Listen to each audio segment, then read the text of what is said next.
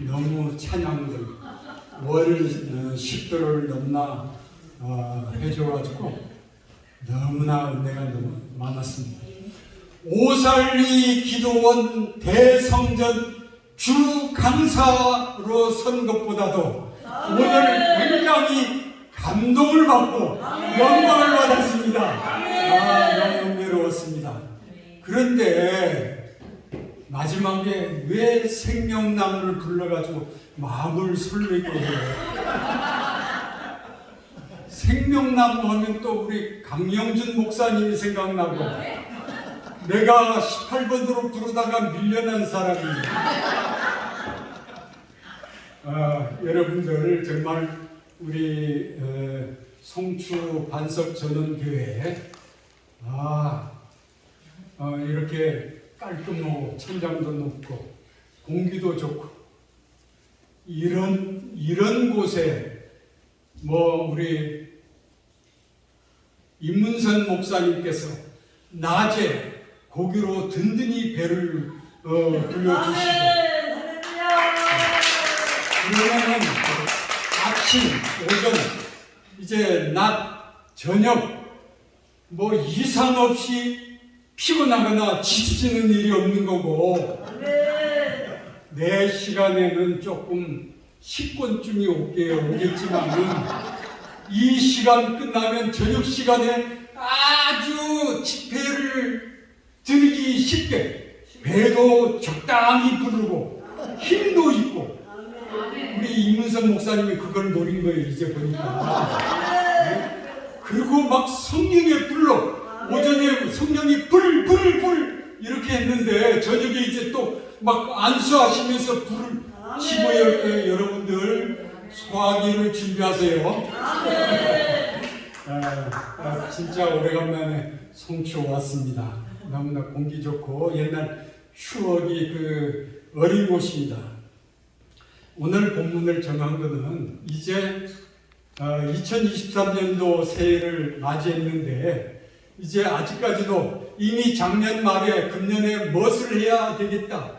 작년에 결산을 해본 결과 내년도에는 어떻게 해가지고 내가 보충해가면서 사역을 감당하고 영적인 일을 감당해 나가겠다 계획해야 되는데 그러지 못한 분들 이제라도 이제 오늘 말씀을 듣고 시작해서 연말에는 좋은 결실을 맺고자 이 본문을 이렇게 정했습니다.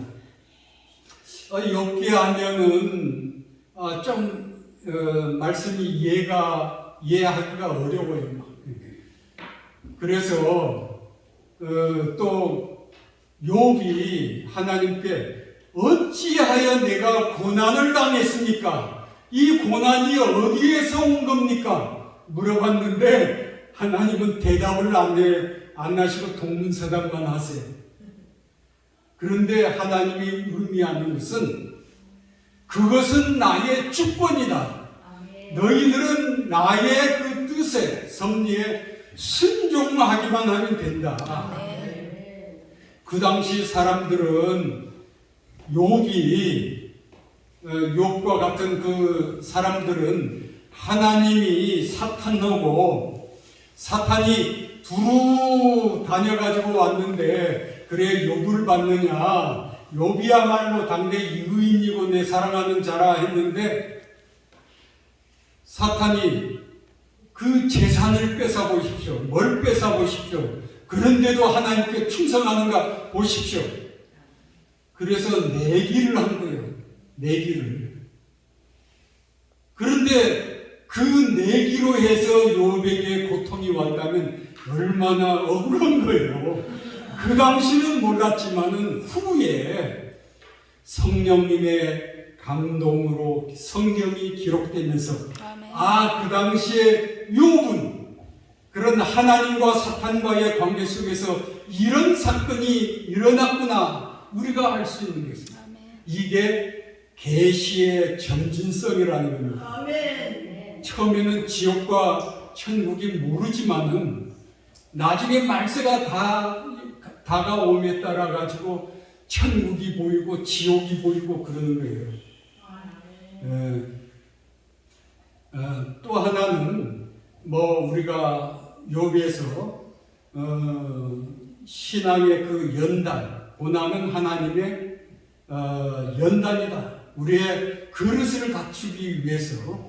그래서 그 고난은 유익이다. 우리에게 고난 당하는 것이 유익이라. 아멘. 그래서 23장 10절을 보면 그러나 내가 가는 길을 그가 하시나니 그가 나를 단련하신 후에는 내가 승같이 나오리라. 아멘. 그러니까 별 볼 일 없는 그 광석물이 용광로라는 그 고난을 통해서 불순물이 다 빠졌을 땐 그야말로 모든 사람의 선망이 대상이 되는 가장 가치 있는 순금이 된다라는 것입니다. 그래서 고난이 왔을 때 고난은 내게 신앙을 큰 그릇을 갖춰주려고 그릇이 갖춰진 만큼 거기에 큰 물질과 모든 것을 부어주시기 때문에 그것은 내가 참고 견디면 나에게 큰 복이 온다. 그러나 그런 연단도 내가 감당할 만큼만 온다. 그런 것을 아시고 이제 오늘 본문에 이것도 욥기에서 하나의 중요한 구절이 오늘 본문입니다. 이 욥의 친구 빌닷이 욥은 하나님을 신뢰하지 않고 사악하고 위선적인 사람이다. 오늘 본문 4절에 보면은 그 아들들이 죄를 짓고도 이렇게 있었다. 그래서 하나님의 벌이 주어졌다. 오해를 하게 됩니다. 빌닷은. 그러나 욥은 당대의 의인이고 혹시 내 자녀들이 하나님께 죄를 지을까봐 매일같이 자녀 수대로 번제를 드리던 그런 사람이었습니다.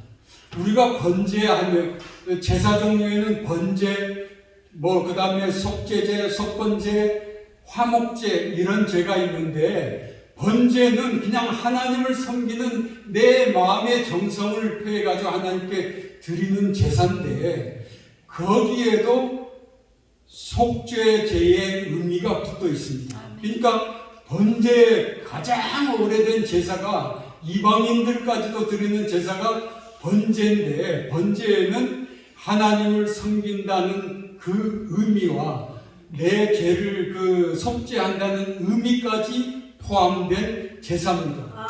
그러니까 아들까지 자신은 물론 아들까지도 그렇게 해가지고 번제를 드리는 그 사람이지만은 빌닷은 욥을 오해한 겁니다. 그러나 이 말씀 자체는 정확하게 하나님 말씀이라고 할 정도로 우리에게 굉장히 중요한 교훈을 줍니다. 빌닷은 욥에게 먼저 하나님을 찾으라 합니다. 찾는다는 건 뭡니까? 하나님 어디 계신지 찾는다는 의미가 아닙니다. 이 말에 대해서 어느 주석가가 여기서 찾는다는 말은 세상을 향하던 마음을 돌이켜서 하나님만을 간절히 찾고 사모할 때 이 찾으라는 말을 쓴다는 것입니다. 이 말을 신약에 비교하면 어디에 비교할 수 있느냐 하면 갈라디아서 2장 20절의 말씀처럼 내가 그리스도와 함께 십자가에 못 박혔나니 그런즉 이제는 내가 사는 것이 아니요 오직 내 안에 그리스도께서 사시는 것이라. 이제 내가 육체 가운데 사는 것은 나를 사랑하사 나를 위하여 자기 자신을 버리신 하나님 아들을 믿는 믿음 안에서 사는 것이라. 이게 바로 하나님을 찾아라 할 때 찾는다는 게 바로 나는 죽고 내 안에 그리스도께서 사셔가지고 그리스도 중심의 삶, 하나님의 중심이 되는 삶, 예수 그리스도를 믿는 믿음 안에서 사는 삶을 찾으라는 그 내용의 핵심 내용이라는 것입니다. 하나님을 찾으라. 그러면 내 중심이 이미 하나님께로 이렇게 넘어갔다. 아멘. 오직 내 속에는 하나님만이 이렇게 항상 중심이 돼가지고 아멘. 뭐든지 범사에 그를 인정하고 아멘. 어디든지 계시는 모든 만물을 주관하시는 그분을 인정하고 아멘. 또 그분과 동행하는 아멘. 이것이 바로 하나님을 찾으라 하는 그 말 속에 들어있는 깊은 뜻입니다. 아멘. 여러분들 알았죠? 아멘. 또 이렇게 보면은 누가복음 15장 8절에서부터 9절 보면은 잃어버린 드라크마를 찾는 여인의 비유가 나옵니다.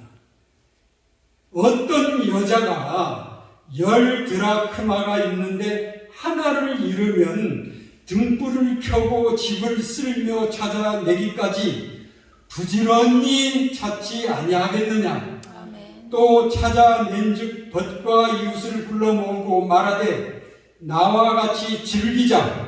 잃은 드라크마를 찾아내었노라 하니라. 아멘. 이 드라크마라는 것은 약 6g 정도 되는 중량의 그런 헬라 시대의 은화를 말합니다. 이거와 똑같은 가치를 갖고 있는 게 로마 은화인데 뭡니까? 데나리온입니다. 그러니까 한 드라크마나 한 데나리온이나 다 똑같은 가치인데 당시의 노동자의 하루 품삯입니다.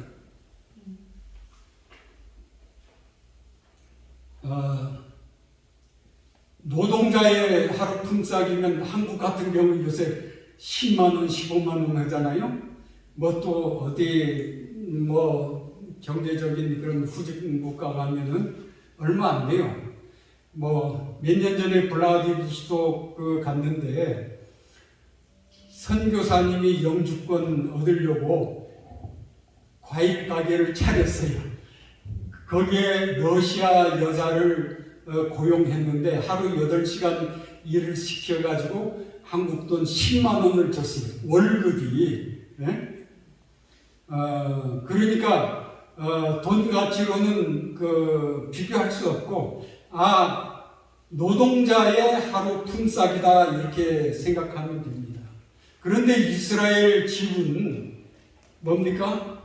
아주 창문이 없고 환기통만 있고 어두워요. 그래서 거기에서 은화 조그만 거 하나를 잃었다 하면은 등불을 켜고 갖다 비춰가지고 빗자루로 다 쓸어내면서 찾아야 되는 그런 상황입니다. 그러니까 은화 동전 하나를 잃어버렸다면 찾기가 굉장히 어려워요. 그러나 예수님이 이 비유에서 왜 10 드라크마 중에서 한 드라크마를 잃으면은 그걸 찾지 않겠느냐. 그 한 말씀은 뭐냐면은 그 당시에 남녀가 결혼을 하게 되면은 남자가 은화 10 드라크마를 갖고 줄에 끼어가지고 사랑의 증표로 여자한테 줬습니다. 그러면 여자는 그것을 머리에 이렇게 장식품으로 해가지고 신랑이 자기를 사랑하는 증표이기 때문에 늘 신랑을 생각하면서 그렇게 살아가는 겁니다. 자랑하면서. 그런데 거기에서 한 은하가 떨어져 나가버린다면은 다른 은하를 갖고 채울 수도 있지만은 신랑이 준 그 은하가 아니지 않습니까? 그렇기 때문에 그 여자는 그 드라크마를 찾을 수밖에 없습니다. 그런 정도로 잃은 드라크마를 무슨 수를 써서라도 찾아가지고 거기에 끼워 넣어야 되는 그 여자, 잃어버렸을 때 절망감, 또 그 찾았을 때의 그 희열, 그거는 말로 표현할 수가 없습니다. 그러니까 그 금액이 얼마든지 간에 너무나 기뻐가지고 사람들을 불러다가 자기 집에서 잔치를 하는 겁니다. 그런 것처럼 그 여인이 신랑을 생각하고 그 드라크마를 하나를 온전하게 보존한 것처럼 우리 마음이 하나님께로 하나님을 찾고 그 중심으로 넘어간 바로 그게 찾으라는 그 의미라는 겁니다. 그래서 여러분들은 하나님을 찾으라 하면은 드라크마를 잃은 여인 그런 것을 생각하고 그런 정도의 그런 삶을 살아야겠다. 그렇게 우리가 뭐 여기 월식 할 때 예수님이 좋은 걸 어떡합니까? 아멘. 그렇게 부르는 것처럼 늘 그 하나님을 인해 가지고 기뻐하는 것. 아멘. 이게 바로 찾는다는 의미입니다. 아멘. 두 번째로 간구하라고 합니다. 전능하신 이에게 간구하고. 아멘. 여기에 간구라는 말은 간절할 간자에 구할 구자로 간절히 구하는 기도를 말합니다. 그런데 우리가 보통 기도라고 할 때 뭐라고 합니까? 프레이어라고 할 때 그걸 기도라고 하지 않습니까? 그런데 간구는 뭐냐면은 영어로 NIV 성경에는 프리드라고 합니다. 프리드. 그리고 킹 제임스 버전에는 supplication. 그게 간구입니다. 그게 무슨 뜻이냐 하면은 이제 탄원하다, 애원하다는 뜻입니다. 탄원이 뭡니까? 내 억울함을 이렇게 풀기 위해서 탄원서를 쓰고 그러지 않습니까? 탄원, 애원하는 것이 바로 간구라는 것입니다. 아멘. 그러니까 기도는 우리가 평상시에 이렇게 하지만은 간구는 정말 어려움을 당했을 때 어려움을 당한 사람이 하나님 마음을 움직여가지고 그 문제를 해결하고자 할 때 절박한 심정으로 탄원하고 애원하면서 간절히 드리는 기도를 말합니다. 아멘. 그래서 어떤 분이 이 말을 잘 표현했는데 간구는 천길 낭떠러지에서 침넝쿨을 붙잡고 버티는 그런 심정의 기도여야 한다. 아멘. 그러니까 밑을 보니까 까마득한 낭떠러지인데 그 밑을 보면 얼마나 사지가 달달달 떨리겠습니까? 침넝쿨이 언제 미끄러지고 언제 다다닥 해가지고 떨어질 줄도 모르고 끊어질 수도 있고 그런데 그런 절박한 침넝쿨을 잡고 있는 그런 심정으로 하나님께 기도하는 것을 간구라고 합니다. 보통 우리가 높은 고층 빌딩이나 이런 데 가면은 굉장히 긴장을 하고 지구의 중력 때문에 뭔가 빨려 들어갈 것 같은 기분이 들고 어떤 땐 뛰어내리고 싶은 그런 마음이 있어요. 백두산 천지 갔는데 이렇게 내다보는 순간 내가 빨려갈 것만 하고 한번 뛰어보고 싶은 그런 감정이 생겨요. 그게 지구의 중력이 우리를 자꾸 잡아다니기 때문에 그런 건데 그때 서 있는 다리가 달달달달 호랑이 앞에 마주쳤을 때 아무 생각이 없는 거예요. 정신이 나가버리는 거예요. 바로 그런 심정 속에서도 하나님께 나를 살려달라고 기도하는 게 간구입니다. 아멘. 엘리자 에드먼드 힐 여사가 주 안에 있는 나에게 딴 것이 있으랴. 그것을 이제 작시합니다. 그런데 그걸 이제 우리가 부르기 쉽게 우리나라 말로 개사했지만은 영어로 그대로 원문 번역했을 때 뭐라고 되어 있느냐면 죽자 사자 믿음으로 주 예수께 매달린다고 했습니다. 아멘. 그러니까 하나님 복음을 위해서 불량 소년을 이렇게 잘 지도하는데 이 녀석이 갑자기 허리 굽혀가지고 뭘 하는데 그 의자로 자기 선생님을 그 허리를 내리쳐버립니다. 그러니까 가서 그 허리뼈가 산산조각이 났습니다. 그래서 병원에 입원했는데 나을 기색은 안 보이고 이제 대소변을 받아내는 상황이고 그렇게 어떻게 합니까? 그때 흑인 청소부가 사람 취급도 못 받던 흑인 청소부가 하나님을 찬양하는 것을 보고 자기가 그 회개를 합니다. 그래서 내가 예수님께 죽자 살자 믿음으로 매달리자.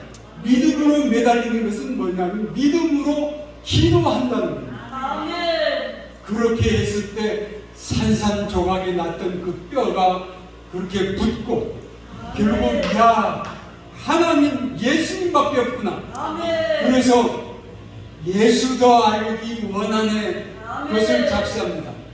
모든 사람이 예수를 바로 알았으면 좋겠다. 아멘. 예수 더 알기 원하네. 아멘. 그러다가 이제 완전히 그 초겨울에 그런 일이 있었는데 이제 병실 안쪽으로 따스한 봄볕이 들었는데 몸이 완쾌가 됩니다.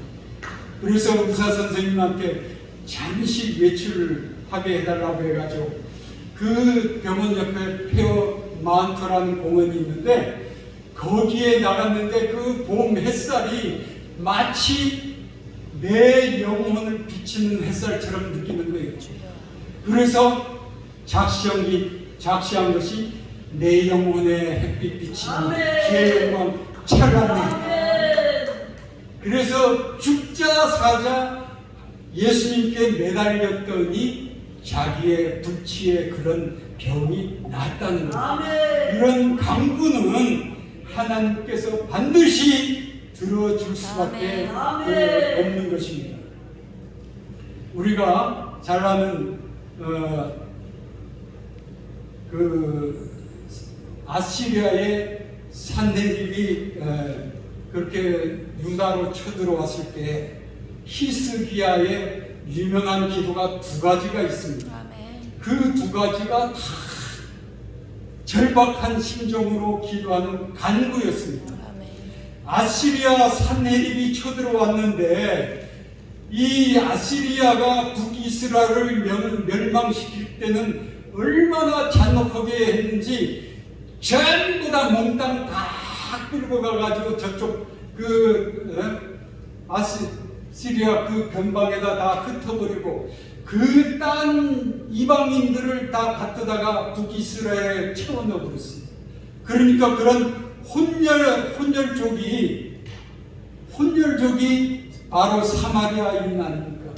이제 유다도 산헤립에게 이제 예루살렘 성이 무너지게 되면은 북이스라엘과 같이 혼혈 민족이 되고 씨가 말라버리는 거예요. 그때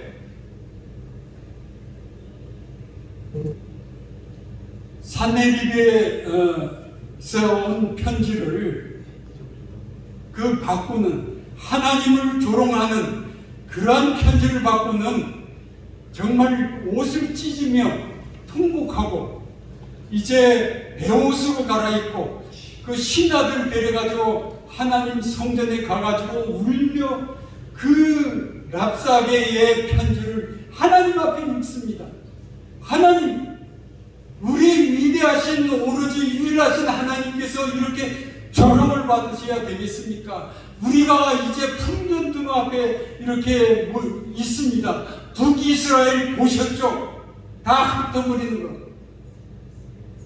그때 하나님이 그 간구에 응답하셔서 그 밤에 천사들을 보내가지고 18만 5천 명을 다 몰살시켜버렸지 않습니까?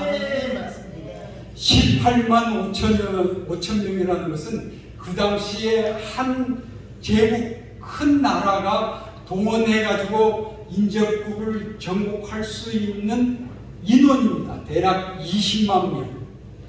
그러니까 뭐 100만이다 뭐다 하는 것들은 다 이제 가짜고 그 한 반이나 3분의 1 정도로 이렇게 빼기 해가지고 들어야 정확한 사람 숫자가 됩니다. 마라톤 평야에서 페르시아와 아테네가 마라톤 평야에서 싸움할 때도 아테네 군사 7,000명 대 페르시아 군사 1만 2천 명이 싸운 그런 전투입니다. 그런데 뭐 100만 뭐 어쩌고 저쩌고 그렇게 100만은 동원할 수가 없습니다. 그 구역하는데 뭐 노동하고 뭐 길 닦고 뭐 이렇게 식량 날리고 하는 민간인까지 포함했으면은 그렇게 될 수도 있지만은 군사력으로는 그렇게 되지 않습니다. 또 언제 하나님이 그 히스기야의 그 간구를 들었습니까? 히스기야가 병들어 죽었을 때 너는 유언하라 했을 때 진짜 가가지고 세상을 안 보고 벽을 보고는 그냥 통곡을 하면서 이렇게 하나님께 기도합니다. 그때 유명한 하나님의 그 응답의 말씀이 나옵니다. 내가 내 기도를 들었고 아멘. 내 눈물을 보았노. 아멘. 내가 너를 낫게 하리니 아멘. 너와 이성을 아수르 왕의 손에서 구원하리라. 아멘. 그러니까 히스기야의 기도뿐만 아니라 그 생명을 15년 연장해 주는 것뿐만 아니라 예루살렘 성을 아수르의 손에서 구원해 주시겠다는. 그러니까 하나님은 우리가 간구하면 어떤 때 간구만 잘하고 있으면 하나님은 내 그 문제뿐만 아니라 다른 것도 덤으로 주십니다. 아멘. 어떤 거는 중보 기도하다 보면은 중보 기도하다가 내 것을 간구하지 못한다 할지라도 하나님이 중보 기도하는 것으로 봐가지고 나에게 좋은 걸로 그냥 내 문제를 아시는 하나님이 그냥 응답해 줘 버리십니다. 이 절박함의 기도가 응답받는 그 꽁트가 재미난 말이 하나 있습니다. 2차 대전 후에 이탈리아가 공산당 천지가 됐습니다. 한 시골 마을에서 한 공산당원이 아들이 이유를 알 수 없는 병에 걸려 죽게 됐는데 병명도 알 수 없고 그 의사도 손을 놔버려서 이제는 하나님 외에는 매달려 볼 만한 곳이 없게 되었습니다. 그런데 아들은 옆에서 신음소리 해가면서 죽어갔는데 자기는 공산당원인데 어찌 마을 사람 보는 데서 교회 가가지고 하나님께 기도할 수 있겠습니까? 그도 공산당원이 되기 전에는 그 교회를 나갔었는데 고민 끝에 다락에서 엽총을 꺼내가지고 마을 사람 눈치를 보고 봐가면서 교회로 들어갔습니다. 그래서 교회에 들어가서 느닷없이 십자가에 달린 예수님을 향해 가지고 총구를 꺼누었습니다. 그리고 외쳤습니다. 내 아들을 살려내라. 그렇지 않으면 너를 쏘아 죽이겠다. 이렇게 하겁니다. 그 시간에 그 아들이 벌떡 일어났습니다. 이건 하나의 꽁트지만 있을 수 있을 만한 그런 얘기입니다. 오직 그 사람이 아들을 사랑하고 그렇게 했으면 하나님께서 그 아들을 살려줬겠습니까? 그렇게 살려줄 수도 있다라는 것입니다. 그래서 그런 절박함의 기도, 그 간구, 이 앞에는 뭐라고 되어 있습니까? 전능하신 이. 아멘. 하나님이라고 하지 않고 전능하신 아멘. 하나님이라고 합니다. 아멘. 그러니까 전능하신 하나님은 못할 일이 없으시고 아멘. 그다음 불가능이 없으시고 아멘. 아무리 어려운 일이라고 할지라도 다 해결해 주실 수 있는 하나님이라는 것입니다. 아멘. 우리 찬양 한 곡 하고 너무 말씀만 하면은 지루하니까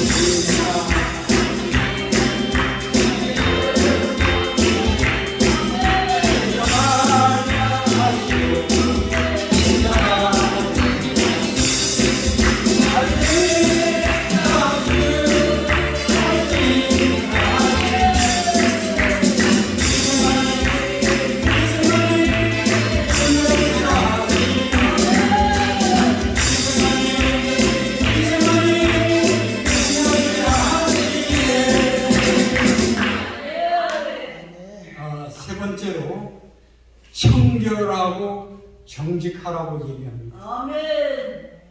청결이란 말은 히브리어로 자크라는 뜻인데 이 말은 정결하다, 순결하다라는 겁니다. 아멘. 우리가 하나님께 드리는 제물을 흠없고 정결한 제물을 짐승으로 드리라는데 그 정결은 타로운데 요거는 좀 다른 겁니다. 그러나 정결하다, 순결하다는 의미가 있습니다. 하나님 앞에는 모든 것이 정결하고 순결해야 됩니다. 아멘. 하나님께 바치는 제물도 정결해야 되고 아멘. 신랑 예수님의 신부된 우리도 순결해야 됩니다. 아멘. 성경에 항상 말하는 게 뭡니까? 간음하지 말라. 아멘.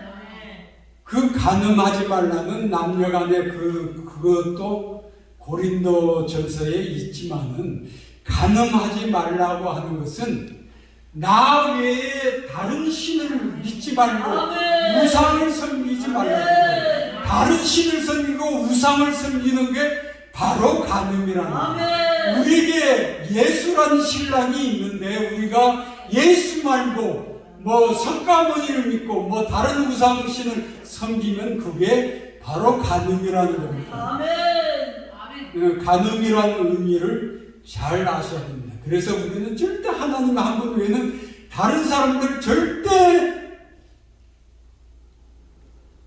섬기면 안 됩니다. 아멘. 하나님 섬기고 옛날 이스라엘처럼 여호와를 섬기면서 뭐 바알도 섬기고 뭣도 섬기고 이런 게 아니고 오직 한 분, 아멘. 우리의 신랑 하나님 아멘. 그분을 섬기라는 말입니다. 아멘. 포괄적인 의미로 이제 쓰여 있는 것입니다.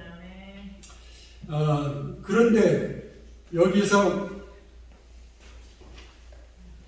그 청결하고 정직하다 이 말을 딱 하나 공동 번역에서는 흠이 없고 진실하다 이 말로 번역하고 있습니다. 그러니까 잘된 번역인데 흠이 없고 진실하다면 하나님께서 너를 반드시 너를 돌보시고 아멘. 내 의로운 처소를 평안하게 하리라 하는 것입니다. 우리가 하박국서 2장 4절을 보면은 그러나 의인은 믿음으로 말미암아 살리라 아멘. 그렇게 했지 않습니까? 그것을 바울이 또 인용해가지고 오직 의인은 믿음으로 말미암아 살리라 아멘. 이렇게 하는데 이 하박국서 2장 4절의 앞뒤 문맥을 보면은 어떻게 번역해야 되느냐 하면 의인은 진실함으로 말미암아 살리라는 거예요. 아멘. 그러니까 앞에 문맥을 보면 막 정직하지도 않고 거짓말하고 이러는데 의인은 진실함으로 말미암아 살리라고. 그게 가장 원문에 가까운 번역인데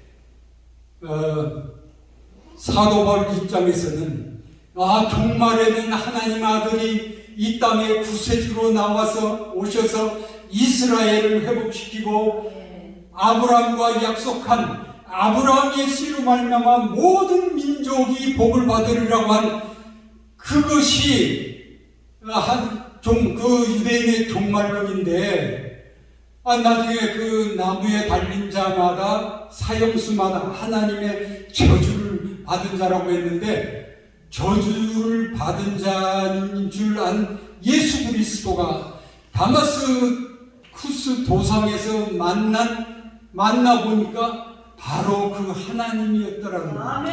그래서 다른 일 다 제쳐지고 뭡니까? 오직 믿음으로 구원을 얻는다는 것은 예수에 대한 믿음입니다. 아멘. 예수에 대한 믿음이 너희를 구원한다. 아멘. 나중에 이제 한국 교회 문제가 이신칭의 문제, 믿음으로 구원을 그냥 받는다. 그렇게 하면 믿음은 그냥 하나님을 그냥 믿는다는 걸로만 알고 행함은 없어도 되는 줄로 알고 있는데요. 사도 바울은 그 디아스포라 유대인, 그러니까 이민자, 헬라 도시, 그것도 교육 도시에서 로마 시민권을 가져 나오면서 어렸을 때부터 헬라어를 배우고, 그 다음에 유대에 유학 와서는 그때는 히브리어를 전부 다 잃어버렸습니다. 페르시아, 이렇게 바벨로니아 끌려간 이후로 히브리어를 잃어버렸는데, 그래서 그 당시에 세계적인 공용어인 그런 아람어를 썼습니다. 그러니까 아람어를 평상시 배우면서 자기는 어렸을 때부터 헬라어를 그렇게 배우고 잘 알기 때문에 70인역 헬라어 성경을 갖고 받고, 그 다음에 예루살렘에서도 헬라파 유대인들을 자기가 관리했던 겁니다. 그러나 가말리엘 밑에서 배울 때는 히브리어로 이렇게 성경을 이제 배웠겠죠. 그런 사도 바울이 믿음이라는 피스티스라는 단어를 모를 리가 없어요. 피스티스라는 헬라어는 문맥에 따라 믿음으로도 번역되고 순종으로도 번역되고 충성으로도 번역되고 그 다음에 신실로도 번역되는 겁니다.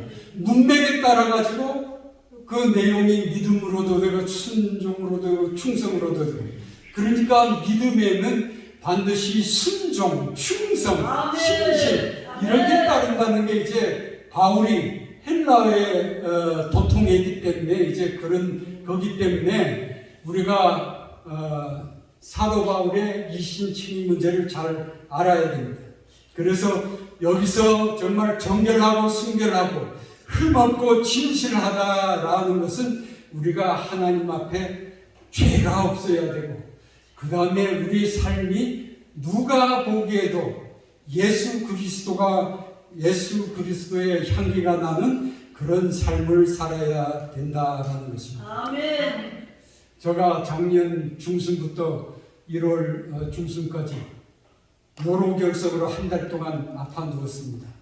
근데 아파서 누운 것보다 여러 개를 섞으면 진통제 먹으면 2, 3일이면 빠져나갔는데 이번에는 진통제 먹어도 안 빠져나가요. 원래 진통제 먹고 안 빠져나가면 진통제 주사를 맞아야 되고 그래도 견디기 힘들면은 재빨리 가가지고 레이저 충격파 그 레이저로 그걸 깨트려야 되는데 그것도 안 되면서 견딜만 하면서 아프면서 끙끙 그렇게 해야 되는데 이런 생각이 들었습니다. 아, 내가 때가 된 게 아닌가. 그런 생각이 갑자기 오는데 막 가슴이 그냥 답답해. 왜? 다른 땐 그런 생각이 안 들었는데 아, 내가 죽게 생겼구나 이렇게 그 생각하니까 내가 숨을 멈추고 호흡을 끊고 눈을 감고 누워 있으면 세상이 어떤 세상인가. 그런데 내가 없어도 세상은 아침에면 해가 뜨고 사당역 그 부근의 김밥 장사는 여전히 김밥을 하고 김밥을 판매하고 나 하나 없어졌다고 누구 아는 사람이 없어. 내가 살아온 것은 수십 년이지만 내가 갈 때는 3일이에요. 맞습니다. 너무나 인생이 더덥더라고요. 그런데 하나님이 가겠다면 갈 준비를 해야 되는 거죠. 그래서 가만히 생각하기를 내 그런 이때까지 삶이 어땠는가 봤더니 그래도 정직하게 살았어.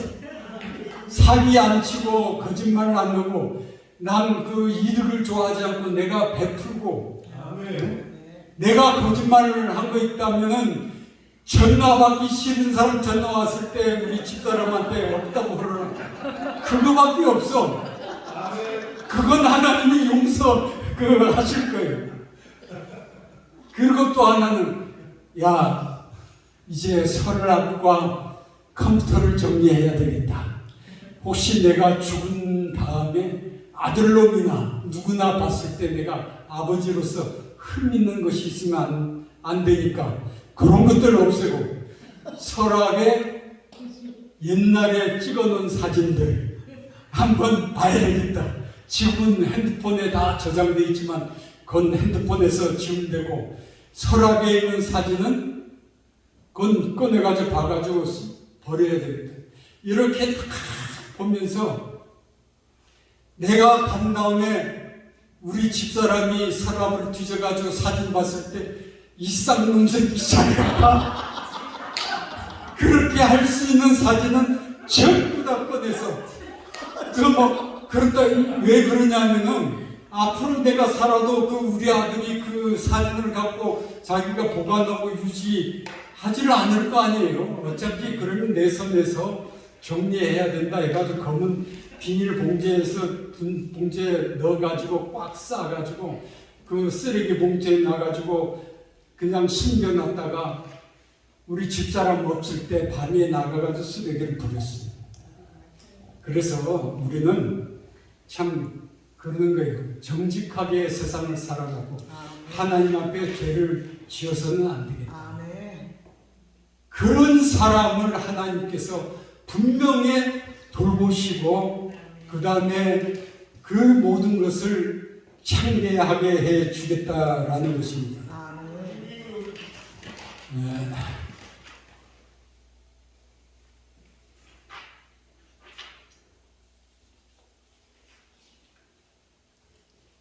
오늘 본문에 보면은 5절과 6절에 그 네 가지의 조건이 있습니다.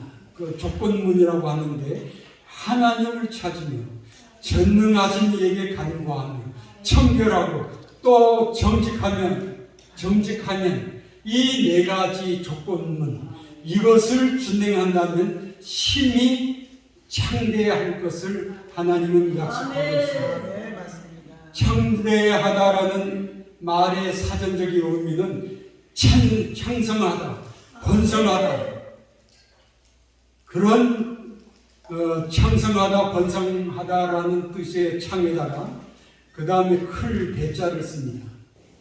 이것은 성경적인 말로 땅에 기름진 복과 하늘에 속한 신령한 복을 받는 것을 말합니다. 아멘. 땅에 기름진 복만 하더라도 굉장한 복이었습니다. 여러분들 그 농경 시대에 땅이 기름지면은 그 채소나 곡식들이 이게 아주 정말 질 좋은 상품, 그런 그 물건이 나옵니다. 그런 그 물건은 상품은 그 돈도 그 값도 많이 받을 수 있고, 그렇게 해가지고 돈을 모으게 되면은 그 집을 거주지를 마련하고 그 각종 좋은 것들로 싸우고 영양가 있는 음식을 먹고 이런 것들을 다 이렇게 갖추게 된다면은 그 사람은 장수합니다. 아멘. 병도 안 걸리고. 여러분들 부자들 병 걸리는 거 봤습니까? 안 걸립니다. 그 돈 있으니까 의사 얼마든지 조언을 받아가면서 좋은 영양가 있는 거 먹고 그 좋은 집에서 그런 좋은 위생적인 환경 속에서 사니까 인물도 좋고 키도 크고. 사울이 그 택했을 때 사울은 굉장히 베냐민 지파에서 그렇게 그 부잣집 아들이었습니다. 그러니까 인물도 좋고 피부도 좋으면 인물도 좋게 보여요. 인물도 좋고 다른 사람보다 머리 하나가 더 있는 거예요. 우리 옛날 그 서양인을 봤을 때 지금 우리 젊은 애들 보세요. 젊은 애들 가슴에 털이 나고 다리에 털이 나고 손에 털이 나고 그 서양인들 비교해가지고 결코 뒤지지 않아요. 영양 좋고 위생 좋고 모든 게 풍요로우니까. 그러니까 땅에 기름진 복은 바로 그런 행복을, 평안을 가져다 주는 그런 거라는 겁니다. 그런데 이제 신약에 와서 바울이 하늘에 속한 신령한 복을 받을 거라고 합니다. 그것은 뭡니까? 우리가 천국을 돈으로 갑니까? 인물로 갑니까? 뭘로 갑니까? 돈으로도 못 가는 그런 천국을 우리가 갈 수 있다는 게, 이 세상에서도 행복할 뿐더러 나중에 죽어서도 천국에 가서 영생 복락을 누린다는 게 하늘의 신령한 복입니다. 그런데 성경은 뭐라고 그러느냐면 하늘에 속한 신령한 복을 받은 자는 이 세상의 그 복은 그건 하찮은 거기 때문에 저절로 덤으로 주어진다라는 것입니다. 그러니까 우리는 보통 인물들이 아닙니다. 보통 사람들이 아닙니다. 저 사람들이 하나님 없이 그 선한 일 한다고 뭐 한다고 해도 결국 그 사람들의 말로는 어떻습니까?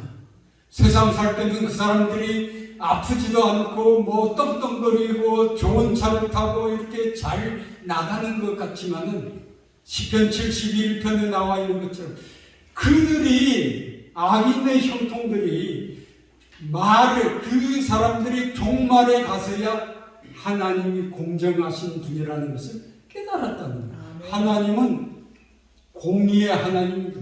선과 악을 깍 잘라가지고 빈틈없이 정실에 헤매지 않고 악은 악이고 선은 선이고 이 세상에서 심은 대로 거두는데 하나님의 그 복음을 심고 선한 일을 하고 그런 사람들에게 그 심은 대로 그 걷게 만들고 악을 심은 자는 악을 걷게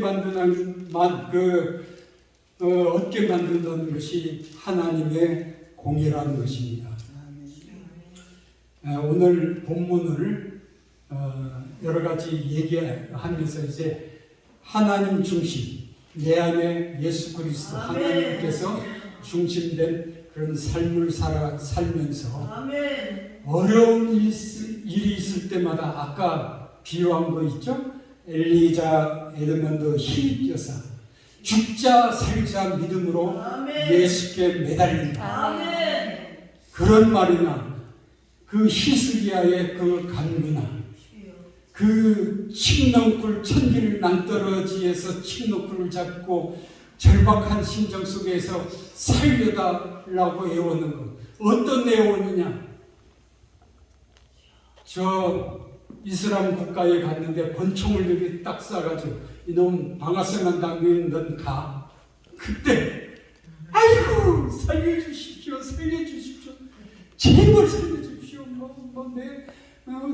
뭐 누가 키워야 될 사람 그 빚을 갚아야 될 거 있고 뭐 막 눈물 콧물 흘러가면서 그러한 간구를 했을 때에 전능하신 하나님은 결코 외면하지 않으신다는 것입니다. 아멘. 그래서 전도서 3장 이하를 보면은 범사에 기한이 있고 아멘. 천하만사가 다 때가 있습니다. 아멘. 때를 놓치지 마시고 아멘. 있는 한 해가 일어나 빛을 발할 때가 되고 아멘. 세울 때가 되시고 그 다음에 이제 하나님의 쓰시는 그렇게 복을 받을 때가 된 여러분들 되시기 바랍니다. 아멘. 기도하겠습니다.